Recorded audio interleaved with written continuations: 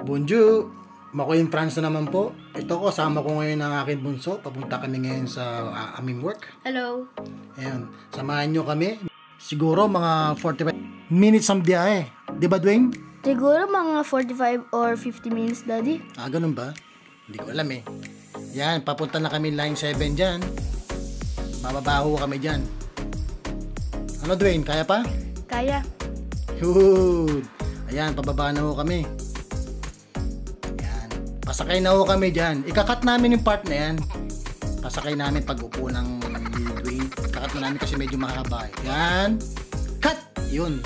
Ayan, palapas na ho kami sa metro. Ngayon po, lilipat na naman sa line 14. Yan ang aming pupuntahan. Ano, Dwayne? Happy? Happy. Oo, talaga. Kasi Starbucks, di ba? Oo, talaga? Ayan. Oops, munti ka pa madapa. Ayan, naglalakad na ho kami dyan. Pasakay na po ng line 14. Nasa loob na ho kami. Okay. Malapit na ho aming stop dyan. Tara na, Dwayne. Let's go! Ayan, bumaba na ho kami dyan. Paakyat sa escalator. Yun. Bakit ako kami escalator? Ano din? Starbucks ba tayo o McDo? Starbucks. Yan. Happy kid na naman to. Tutulungan mo ako? Siyempre. O yan. Tutulungan daw niya ako. Happy kid. Yan. Pasakay na ako kami sa line 6. Line 6. Ayan. Okay. Ayan. Pababa na ako kami dyan. Walking distance na lang po. Palapit sa work na pupuntahan namin. Ayan. Malapit na kuya mo na yan. Lakad-lakad na lang. Ayan si kuya. May dalawang bag. Ayan. Pa-cross kami ng street. Op. Ayan. Ayan. Lakad-lakad na lang mo kami dyan. Ayan. Makikita niyo po yung mga nagtitinda dyan. Nagtitinda ng mga appliances. Ayan. May ginagawa rin ho sila daan dito. Yan ang pinapaganda nila yung mga daan. Oops, si kuya oh. Nakaupo lang oh. Ang ganda ng trabaho ni kuya. Paupo-upo na lang oh. Ay kuya. Ayan.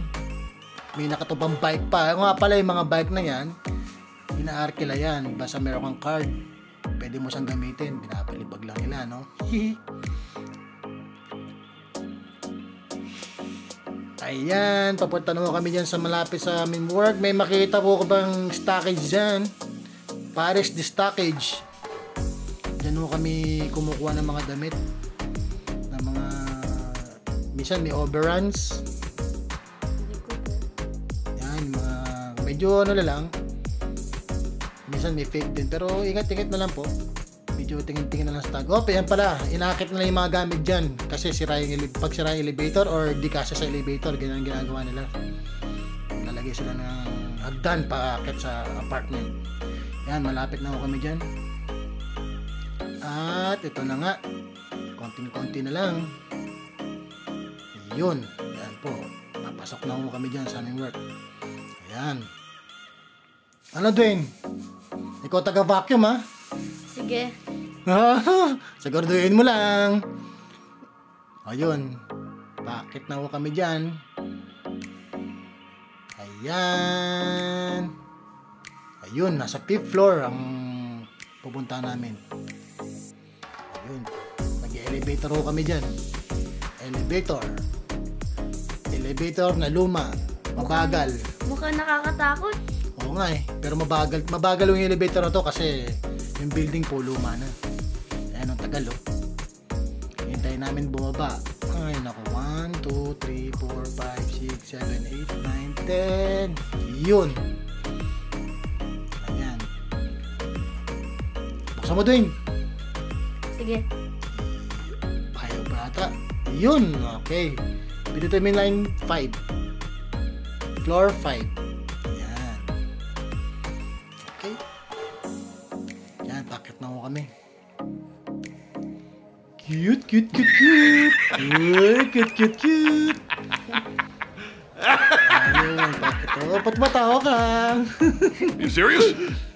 Yan, pakit naman kami dyan sa aming work. Ayan na po. Ayun.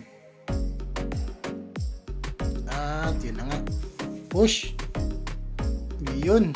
Ayan, dito na kami sa aming work. Okay. One eternity later. Yun, natapos na nga namin tong work namin. Ayan, tapos na. Nalilis ko na yung buong bahay. Tara na, Dwayne. Saan tayo pupunta? Starbucks. Siyempre. O, tara na. Papunta na kami sa Starbucks nito. Gasos na naman. Ayan, bababa na naman kami sa aming elevator na napakabagal. Ayan, lakad-lakad na. Walking distance lang po yung Starbucks dito sa trabaho ko. Ayan, dito kami nag-Starbucks lasyan nila Dwayne kapag katapos namin sa work. Ayan. Lakad na ng konti. Ano Dwayne? Huwag mong pakamaling order ha? Sige, promise. Uy, si Kuya, sweet nila oh. Ay. Ayan. At yun na nga, malapit na. Yan na po ang Starbucks. Okay. Okay, order ka na, Dwayne. Okay. Hindi ako marunong mag-French ko na. Ayan na po yung order namin. Kakain na muna po kami. So, gayon na lang po. Mukha in France. Saying bye-bye. Dwayne, bye-bye. Bye. Nyam, nyam, nyam.